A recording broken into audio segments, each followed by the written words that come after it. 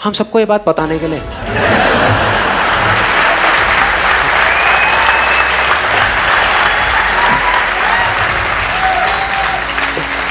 किसी को नहीं पता था कि वो, तैयार हो जाओ, तैयार हो जाओ, दम है तो लड़ो। और कंपटीशन हुआ। बाकी सब वहां पर जितने भी लोग थे वो कॉम्पीट कर रहे थे अपने बेस्ट हैंड से। दोनों में से जो बेस्ट हैंड था उससे कॉम्पीट कर रहे थे। ये कॉम्पीट कर रहा था अपने ओनली हैंड से, ओनली हैंड से। कौन जीता? The man with the only hand, Karoly जीत गया, नेशनल चैंपियनशिप जीत गया।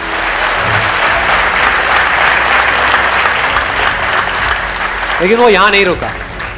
उसका गोल बिल्कुल क्लियर था, फोकस बिल्कुल क्लियर था। बहुत लाइमलाइट मिली, बहुत जगह न्यूज़पेपर्स में, मीडिया में, पूरी दुनिया में उसके बारे में बातें होने लग गई कि एक आदमी के साथ इतना बड़ा हादसा हुआ और अब आकर के देखो उसने नेशनल चैंपियनशिप जीत ली। कोई भी और होता उसका दिमाग खराब हो जाता। 4 जगह टीवी इंटरव्यूज में चला जाता, यहाँ चला जाता, वहाँ चला जाता, मीडिया में, यहाँ पे वहाँ पे। दिमाग खराब होने में 1 सेकंड लगता है, डिस्ट्रैक्ट होने में 1 सेकंड लगता है, फोकस हटने में 1 सेकंड लगता है। मतलब वो सेलिब्रिटी बन जाता, वहां के बिग बॉस में चला जाता।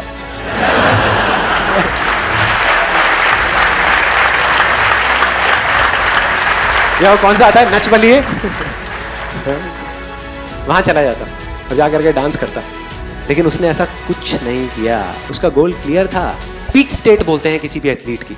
वो पीक स्टेट एक एज में जाकर के अचीव हो जाती है, उसके बाद में धीरे धीरे धीरे धीरे वो नीचे आने लग जाते हैं। और जो यंगर जो प्लेयर्स आते हैं निकल करके, उनसे कॉम्पीट करना अपने आप में प्रॉब्लमैटिक होता चला जाता है, मुश्किल होता चला जाता है। लेकिन मुश्किल नाम का ये वर्ड था ही नहीं उसकी डिक्शनरी, था ही नहीं। उसने कहा कोई बात नहीं यार, कोई फर्क नहीं पड़ता, एज वेज के फंडे औरों के लिए, मेरे लिए नहीं है। उसने अपना सारा फोकस उठा करके कहां डाल दिया? 1944 में जो ओलंपिक्स होने वाले थे उसके ऊपर। The man with the only hand.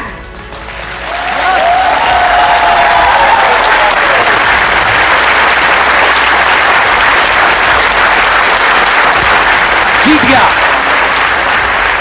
और पूरी दुनिया हिल गई कि ये कैसे हो सकता है। पूरी दुनिया के लिए एक इल्यूजन जैसा था जो रियलिटी बन चुका था। सिर्फ एक आदमी के फोकस करने की वजह से उसने फोकस किया अपनी ड्रीम पे और वो सच हो गया, ओलंपिक्स में गोल्ड मेडल। लेकिन वो तब भी नहीं रुका। 1952 ओलंपिक्स दोबारा कॉम्पीट किया उसने और इस बार गोल्ड मेडल कौन जीता? कैरली दोबारा जीत गया 4 साल बाद दोबारा से, और पूरी की पूरी हिस्ट्री को बदल करके रख दिया ओलंपिक्स की। इस पर्टिकुलर कंपटीशन में उससे पहले किसी भी एथलीट ने लगातार 2 गोल्ड मेडल्स नहीं जीते थे, नहीं जीते थे। और किसने जीता? कैरली। क्या किया उसने? अगर हम ध्यान से देखें क्या किया, कहां फोकस किया, वेयर टू फोकस ऑन, कहां फोकस किया? अपनी स्ट्रेंथ्स पे या अपनी वीकनेसेस पे? स्ट्रेंथ्स पे। अपने पास्ट पे या अपने फ्यूचर पे? प्रेजेंट पे और फ्यूचर पे। और उसने कहां फोकस किया? जो चीज उसके पास थी उस पे या जो नहीं थी उस पे? जो थी। हम लोग क्या करते हैं, या जो लोग नहीं आगे बढ़ पाते, अपने इल्यूजन्स को कन्वर्ट नहीं कर पाते, वो कहां फोकस करते हैं? वो उन चीजों पे फोकस करते हैं जो उनके पास नहीं है। कि मैं ये चीज इस वजह से नहीं कर सकता क्योंकि मेरे पास में ये पूरी की पूरी लिस्ट है, ये नहीं है, ये नहीं है, ये नहीं है, ये नहीं है, ये नहीं है, ये नहीं है, इस वजह से मैं नहीं कर सकता। करते हैं ऐसा? करते हैं। अब किसी भी लूजर के पास चले जाओ, उसके पास लिस्ट होगी बहानों की कि मैं इस वजह से फेल हुआ अपनी लाइफ में, इस वजह से मैं कुछ नहीं कर पाया। बहुत लंबी लिस्ट है और वो किसी को भी बैठ के कन्विंस कर सकते हैं, मुझे भी कन्विंस कर सकते हैं। लेकिन अपने आप को कैसे कन्विंस करोगे यार? अपने आप को कैसे कन्विंस करोगे कि ये लिस्ट सच है?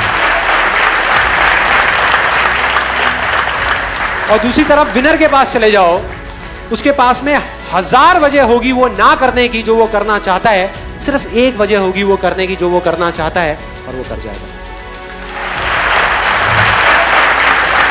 क्योंकि उसका फोकस उन 1000 बहानों पर नहीं है, उन 1000 वजहों पर नहीं है, सही जगह पर है, जहां पर होना चाहिए वहां पर है, जो है उस पर है, अपने प्रेजेंट पर है, अपने पास्ट पर नहीं है। हम पास्ट में चले जाए मिल गए। लेकिन जो विनर होता है वो कहां फोकस करता है? कि आज पास्ट में मेरे पास क्या नहीं था, कोई फर्क नहीं पड़ता, वो पास्ट था, गया। आज मेरे पास में क्या है, सिर्फ वहां पर फोकस करना है। सिर्फ वहां पर फोकस किया और कोई भी इल्यूजन रियलिटी बन गया। सिंपल है। तो क्या जरूरत है उन रिएक्शंस की, छोड़ो ना, उसमें फोकस किया।